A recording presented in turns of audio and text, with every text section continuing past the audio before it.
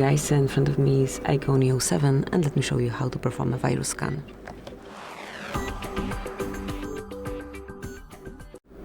So at first locate and open iManager, then locate security scan and mark it, tap on allow, and now your device will be automatically scanned. Just wait for the results.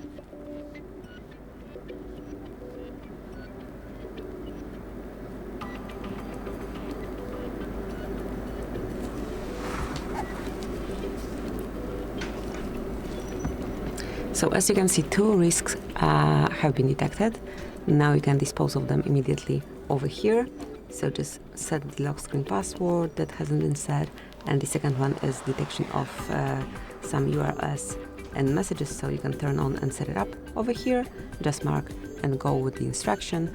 But basically that's it. So that will be all. Thank you for watching. Please subscribe our channel and leave the thumbs up.